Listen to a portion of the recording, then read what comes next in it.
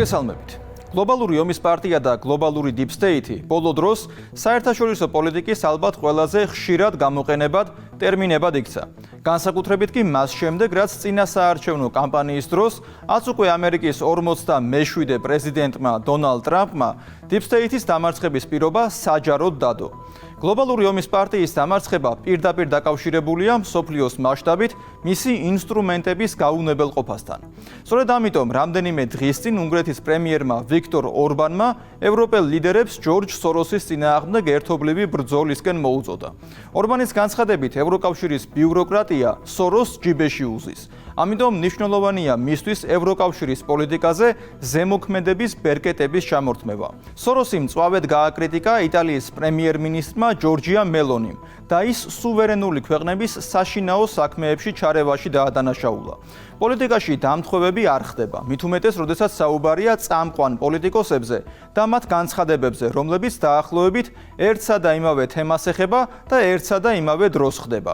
ჩვენ ხშირად გვითქვამს, რომ გლობალური ომის პარტია მოქმედებს კონკრეტული მარიონეტებით, პიროვნებებით, რომლებიდანაც ზოგიერთი ბიზნესმენი და მილიარდერია, ზოგი შეიძლება პოლიტიკოსი იყოს. გლობალური ომის პარტიის ერთ-ერთი მარიონეტი არის ჯორჯ სოროსი. გლობალური ომის პარტიის მიერ მართული ლიბერალური მედიის მიერ სოროსზე შექმნილი მითის, ფილანტროპისა და დემოკრატიის მხარდამჭერის იმიჯის უკან სინამდვილეში დგას გლობალური Deep State-ის მიერ მართული და მისი დავალებების შემსრულებელი მილიარდერი, რომლის მიერ შექმნილი საერთაშორისო ქსელი გლობალური ომის პარტიის ინტერესების გატარებას ემსახურება. გლობალური Deep State-ის დავალებების შესასრულებლად ჯორჯ სოროსი უკვე წლებია ქმნის ორგანიზაციებისა და ფონდების ქსელს, რომელსაც სწორედ გლობალური ომის პარტია იყენებს საკუთარი დღის წესრიგის გასატარებლად.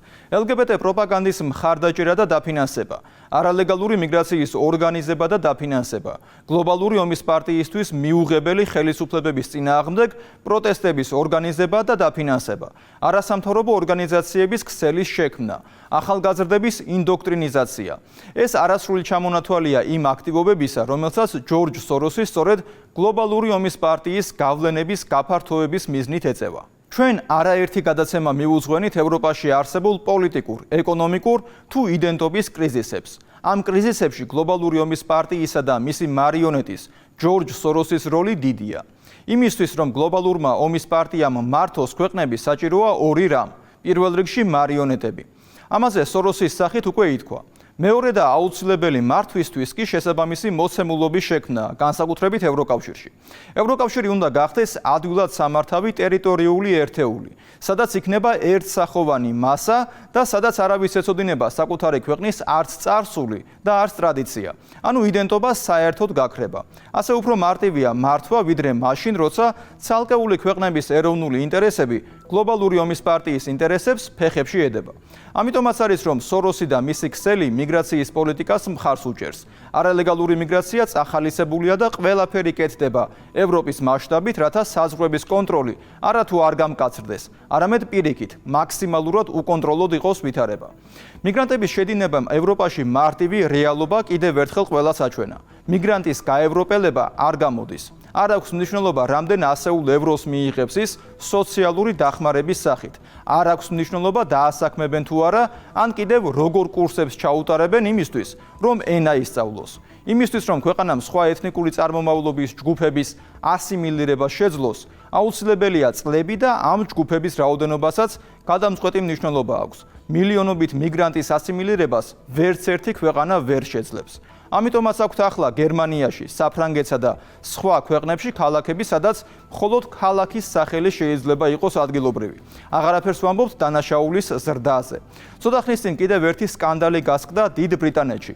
პაკისტანური წარმოშობის დანაშაულებრივი ჯგუფების მიერ ბრიტანელ არასრულწლოვნებზე სექსუალური ზეწოლისა და გაუპატიურების შესახებ. როგორც ჩანს, საქმე იქამდე მივა, რომ ამ ჯგუფების მფარველობა თუ მათი გამოვლენის მხრივ გულგრილობა შეიძლება ისევ ხელისუფლებას დაბრალდეს. ყოველი შემთხვევისთვის ასე ფიქრობს ილონ მასკი. კიდევ ერთი პრობლემა, რომელსაც სოროსი და მისი ქსელი ქმნის, არის LGBT იდეოლოგია. ევროპაში უკვე 18 წევრ სახელმწიფოს დეკლარაციით აქვს აღებული ვალდებულება LGBT უფლებების კიდევ უფრო გავრცელებასა და გაძლიერებაზე. აღარაფერს ვამბობთ იმაზე, რომ ევროკავშირის წამყვანი ქვეყნები თავად არიან LGBT უფლებების დამცველთა ავანგარდში, განსაკუთრებით გერმანია და საფრანგეთი. სოროსის როგორც გლობალური ომის პარტიის ინსტრუმენტის შესახებ ნახეთ დათა გვასალიას სიუჟეტი.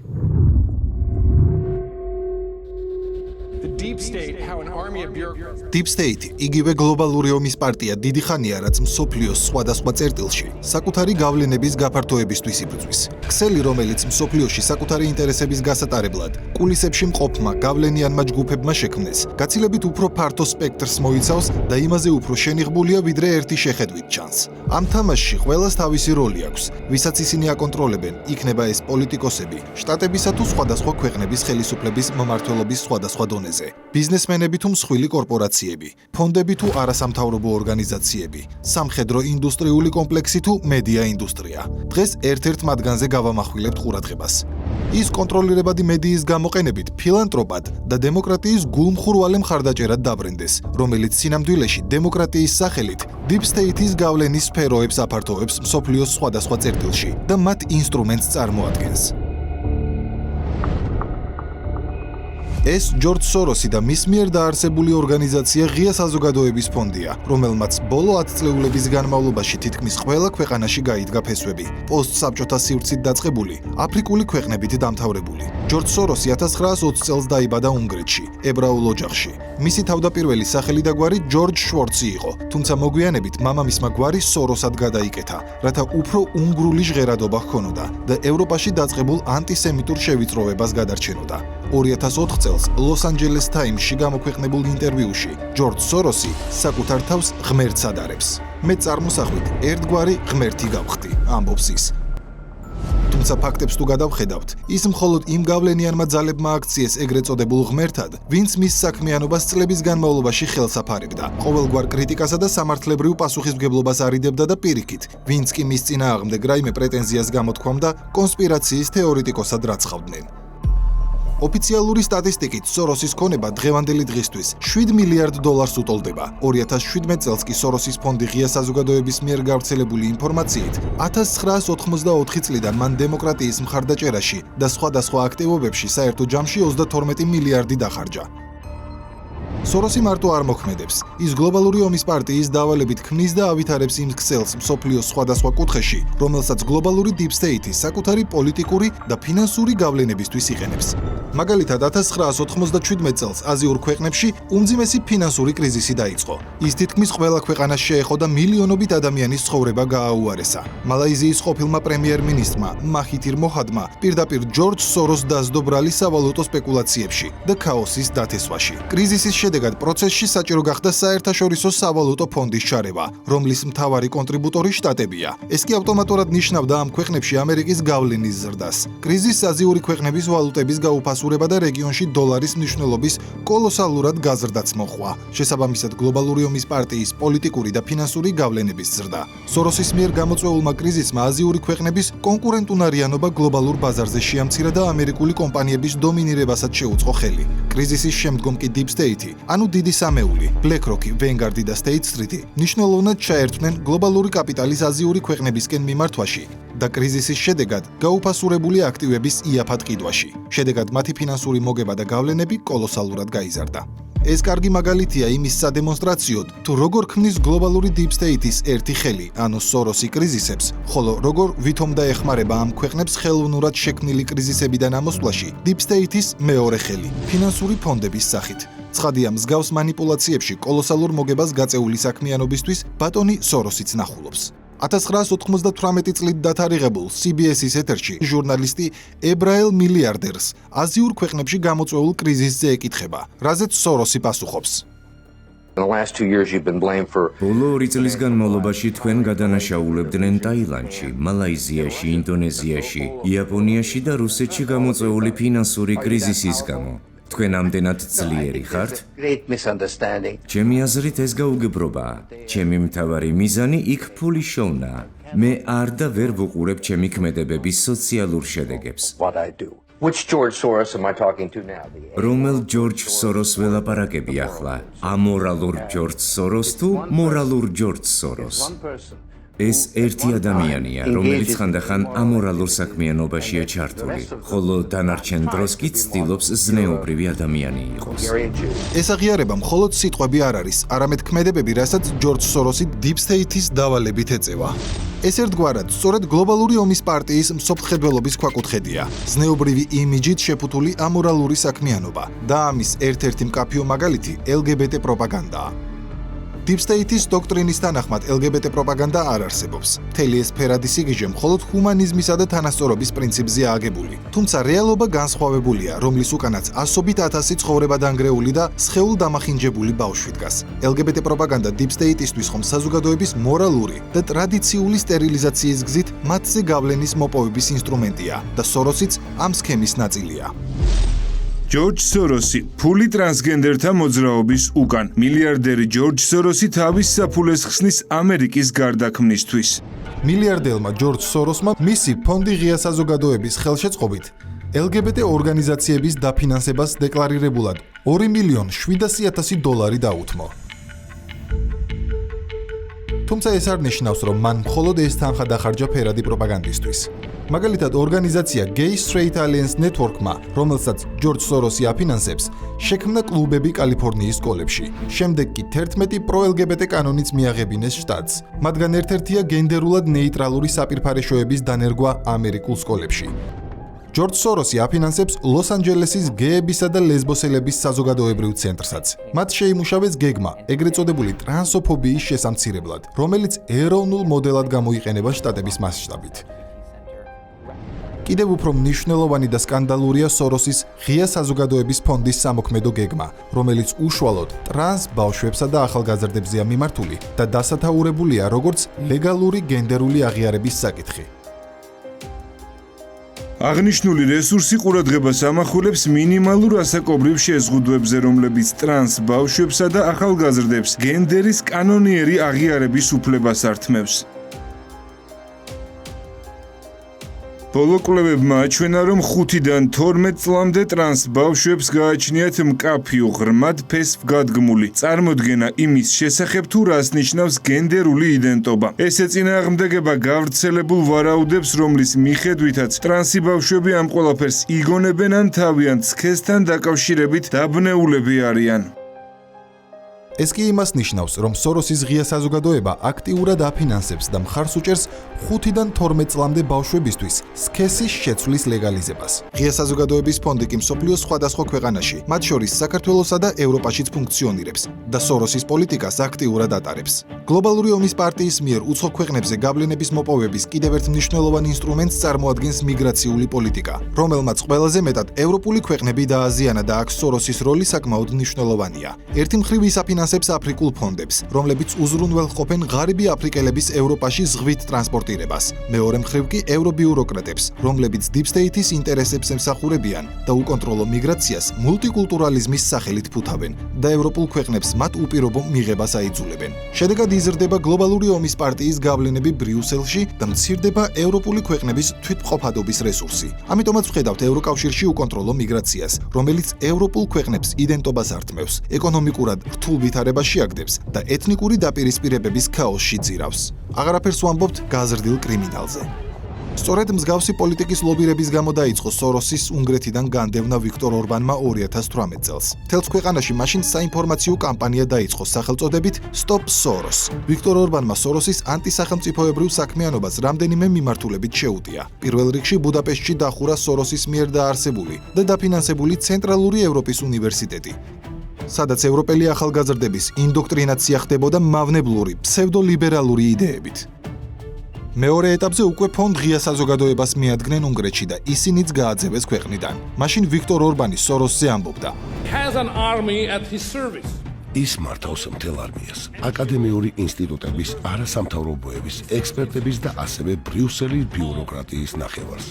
ის იყენებს ამ არმიას, რომ აიძულოს უნგრელი ხალხი დაემორჩილოს მის სურვილებს.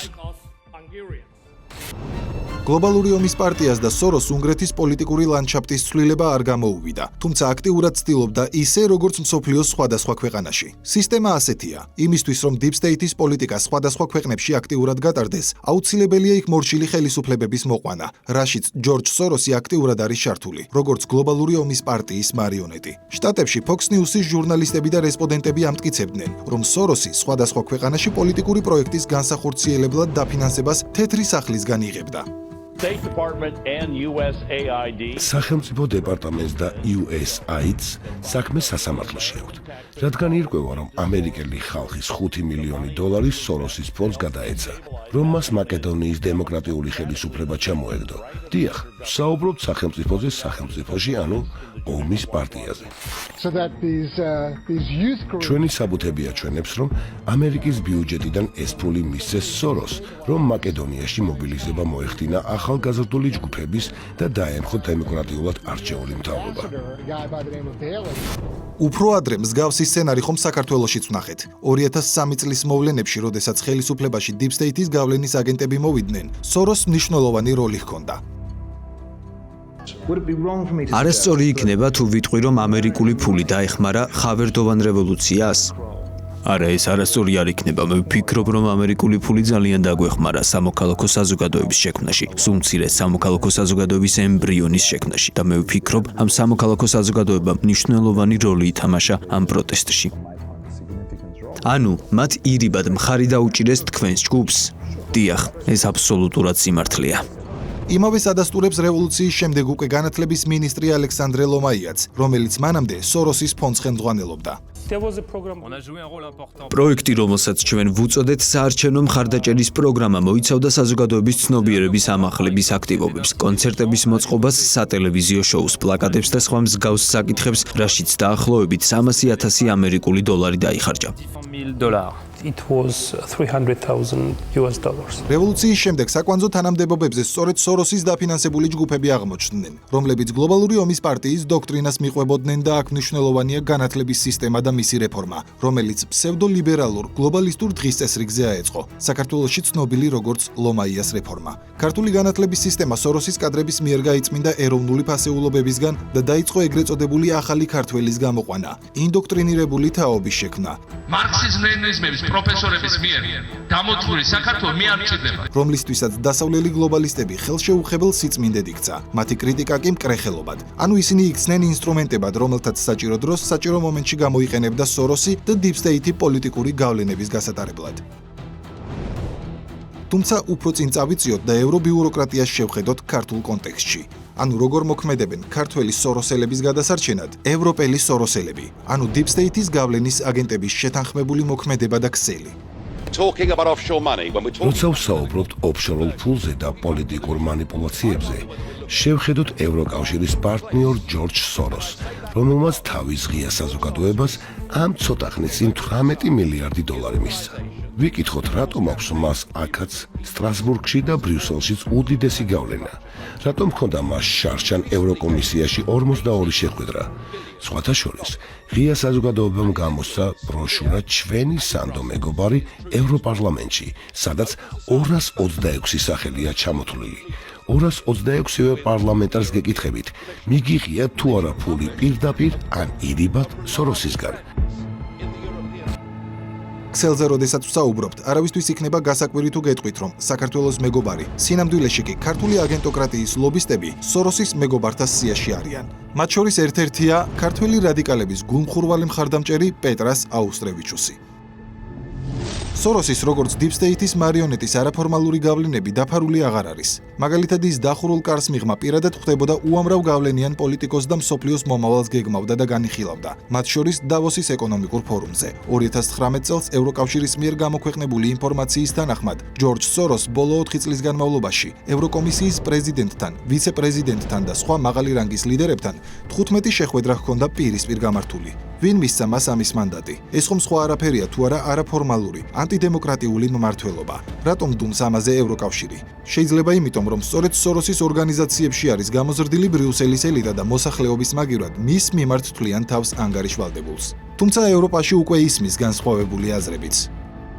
Il problema sarebbe საბოლოო ჯამში რა არის პრობლემა? პრობლემა არის და იქნება ის, როცა მდიდარი ხალხი იყენებს საკუთარ რესურსებს, რათა დააფინანსონ პარტიები, ასოციაციები, პოლიტიკოსები და ამით პოლიტიკური გავლენა მოახდინონ სახელმწიფოებზე. ამას ილონ მასკი არ აკეთებს. მან დააფინანსა მისი ქვეყნის კანდიდატის საარჩევნო კამპანია იმგვარ სისტემაში, რომელშიც სხვათა შორის საკმაოდ მიღებულია ამგვარი პრაქტიკა, თუმცა მე არ გამიგია, რომ მასკი აფინანსებდეს პარტიებს, ასოციაციებსა თუ პოლიტიკოსებს. მაგალითად ამას აკეთებს ჯორჯ სოროსი. მიმაჩნია, რომ ეს საშიშია, როცა ერების სხვა სახელმწიფოების საქმეებში, მათ სუვერენიტეტში. როცა ეს მოხდა, მე მითხრეს, რომ ეს თურმე ფილანტროფია. უნგრეთის პრემიერი ორბანი კი მიიჩნევს, რომ ამერიკის შეერთებულ შტატებში დონალდ ტრამპის გამარჯვების შემდეგ სოროსის დესანტი სწორედ ბრიუსელში ეცდება ძალების გამაგრებას.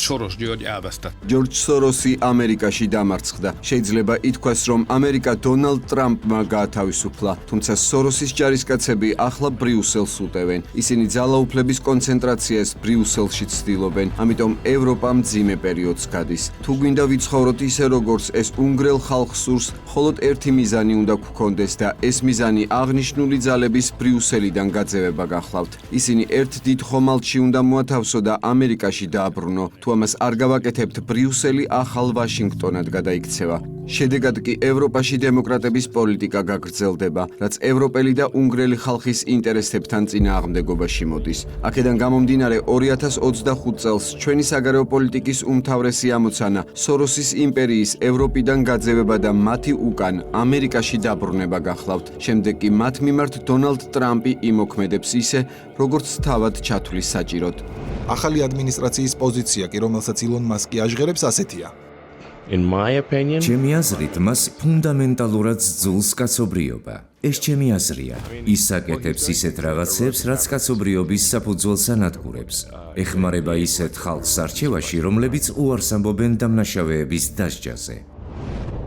ასე რომ, ტრამპის ახალი პოლიტიკა, რომლითაც Deep States ომი გამოუცხადა, პირდაპირ თუ ირიბად სოროსის გავლენების შემცირებასაც ნიშნავს, რითაც კიდევ უფრო მტკიცდება მსჯელობა იმის შესახებ, რომ ჯორჯ სოროსი ცალკეულ დამოუკიდებელ ფიგურას კი არ წარმოადგენს პირადი ინტერესებით, არამედ Deep State-ის ინსტრუმენტს, რომელსაც იქამდე აქვს ძალა, სადამდეც Deep State-ის გავლენებია ძლიერი. არ არის შემთხვევითი, რომ ჯერ კიდევ 2018 წელს უნგრეთში პრემიერმა ვიქტორ ორბანმა დაიწყო ძალიან ძლიერი კამპანია ჯორჯ სოროსისა და მისი ქსელის, ასევე მისი უნივერსიტეტის წინააღმდეგ. შედეგად უნივერსიტეტმა საერთოდ დატოვა უნგრეთი. სოროს კი შეიძლება ითქვას, რომ საკუთარ სამშობლოში აღარ ჩაესვლება. განათლების სისტემა არის ის ერთ-ერთი ბერკეტი, რომელსაც სოროსი და მისი სახით გლობალური ომის პარტია იყენებს საკუთარი ხედვების გასავრცელებლად. განათლება ხომ ყველაზე კარგი სფეროა ახალგაზრდებთან სამუშაოდ.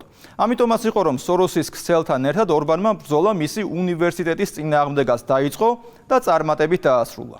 გლობალური ომის პარტიისა და მისი მარიონეტის სოროსის კიდევ ერთი არსებითი მოვალეობა არის რევოლუციების დაფინანსება, განსაკუთრებით ისეთ ქვეყნებში, სადაც ნეოლიბერალურ დღისწესრიგს არ მიჰყვებიან და ომის პარტიის დირექტივებს არ ასრულებენ. აქ საქართველო ერთ-ერთია. გლობალურ ომის პარტიასთან წინააღმდეგობა სწორედ მეორე ფრონტის გახსნაზე უარში გამოჩნდა. ამიტომაც იყო, რომ არასამთავრობო ორგანიზაციებისგან, მათ შორის სოროსის ფონდისგან, ძალიან დიდი ზეწოლა და მცდელობები იყო ამ მიმართულებით. სოროსის ფონდის საქართველოს ოფისის დირექტორი კი ეგრეთ წოდებული უკრაინის მხარდამჭერ კონფერენციებში აქტიურად მონაწილეობდა. ისევე როგორც სოროსის ფონდის მხარდაჭერა რადიკალების ბოლო აქციების დროსაც გამოჩნდა, სადაც ღიად ჩანდა რევოლუციისა და სახელმწიფო გადატრიალების მოწყობის მცდელობები. მე იოანე შაიშმილაშვილი ვარ. კვირაში 4 ჯერ 21 საათსა და 15 წუთზე. უყურეთ ევროკრატიას.